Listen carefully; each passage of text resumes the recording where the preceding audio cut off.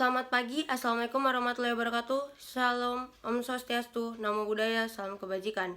Dewan juri yang terhormat dan rekan-rekan yang saya banggakan, terima kasih atas waktu yang telah diberikan. Perkenalkan, nama saya Anera Audrey, perwakilan dari SMA Negeri 1 Kota Serang. Pada kali ini, saya akan memperdebatkan mosi yang sangat menarik, yaitu Dewan ini percaya bahwa apatis terhadap politik merupakan sikap yang tidak bermoral. Yang dimana, dalam mosi ini terdapat beberapa kata kunci. Yang pertama adalah apatis. Baik, saya akan menjelaskan terlebih dahulu definisi dari apatis. Menurut pendapat saya, apatis merupakan sikap tak acuh terhadap segala sesuatu yang terjadi di sekitar, dimana artinya individu tersebut menarik diri dari segala hal-hal yang terjadi. Yang kedua adalah politik. Politik merupakan hal-hal yang berkaitan dengan penyelenggaraan publik pemerintahan di suatu negara. Maka, tiap-tiap bentuk implementasi dari pemerintahan tidak dapat lepas dari individu-individu yang mendiami negara tersebut. Dan yang ketiga adalah tidak bermoral, yaitu perilaku seseorang yang memiliki hubungan dengan orang lain yang mengacu pada tidak terpenuhinya seperangkat aturan, kebiasaan, dan prinsip-prinsip tertentu yang akan berdampak bagi kesejahteraan manusia. Mengapa sikap apatis terhadap politik disebut sebagai sikap yang tidak bermoral? Karena sikap apatis akan sangat berdampak buruk bagi keselangsungan sistem pemerintahan di suatu negara. Karena sistem pemerintahan dibuat untuk mengatur tiap-tiap individu yang mendiami negara tersebut agar berperilaku sesuai dengan nilai dan norma. Namun, jika masyarakatnya sendiri memiliki sikap tak acuh terhadap politik, bagaimana sistem pemerintahan tersebut dapat berjalan dengan baik dan semestinya? Pemerintahan memang dibentuk untuk mengayomi masyarakat, namun tetap saja diperlukan partisipasi masyarakat dalam menjalankan pemerintahan tersebut. Contoh sikap apatis yang real terjadi di masyarakat adalah tingginya angka golongan putih dalam kegiatan pemilu atau pilkada. Dengan tingginya angka golongan putih ini akan menyebabkan rendahnya tingkat kepercayaan dan kredibilitas dari calon yang terpilih. Akibatnya pemerintah tidak dapat menjalankan fungsinya dengan baik karena kurangnya dukungan. Selain itu, dengan golput akan memberikan dampak-dampak lain seperti: pertama adalah proyek perkembangan pemerintah kurang terdukung. Dewan juri yang terhormat, seperti yang ketahui bahwasanya salah satu ciri dari negara maju adalah negara yang tingkat pembangunan yang telah maju dan fasilitas yang memadai. Maka, jika tiap proyek pembangunan pemerintahan terus mengalami hambatan dikarenakan kurangnya dukungan dari masyarakat itu sendiri, maka dapat dipastikan akan semakin terhambat dan lama pula proses negara tersebut berubah menjadi negara yang maju. Lalu yang kedua adalah dampak yang kedua adalah akan mencerminkan bangsa yang tidak berdemokrasi dalam menjalankan negara yang demokrasi. Kita dapat mengambil contoh negara kita sendiri, yaitu Indonesia.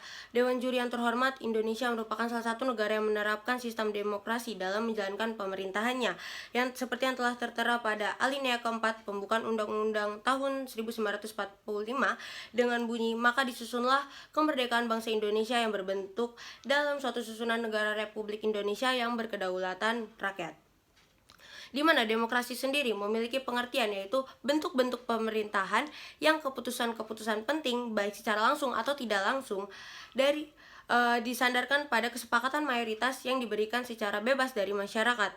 Demokrasi juga mengizinkan warga negara ikut serta dalam perumusan, pengembangan, dan pembentukan suatu hukum, atau dapat kita persingkat menjadi untuk rakyat, oleh rakyat, dari rakyat.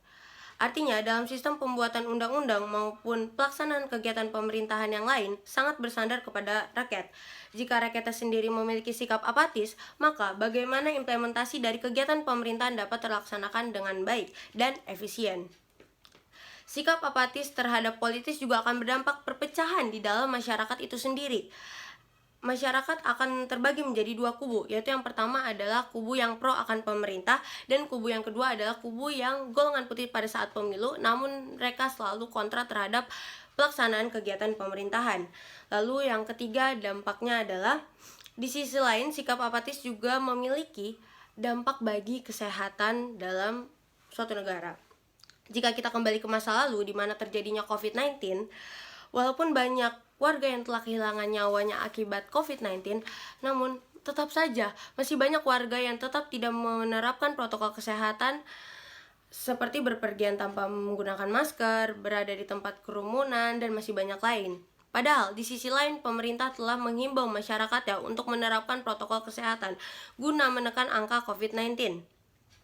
Sangat disayangkan karena sikap apatis masyarakat terhadap himbauan masyarakat mengakibatkan angka penyebaran COVID-19 kian melonjak. Maka dari itu, Dapat disimpulkan, sikap apatis masyarakat terhadap politik akan sangat berdampak negatif bagi negara-negara yang khususnya menganut sistem pemerintahan demokrasi, seperti negara kita yaitu Indonesia. Lalu, Dewan Juri yang terhormat, dari argumen yang telah saya sebutkan, hal ini semakin memperkuat alasan mengapa sikap apatis terhadap politik disebut sebagai sikap yang tidak bermoral dan akan mengancam keutuhan dalam suatu negara. Jika Anda peduli dengan kelangsungan sistem pemerintahan di suatu negara, khususnya negara kita sendiri, maka berdirilah di sisi saya. Sekian dari saya. Wassalamualaikum warahmatullahi wabarakatuh.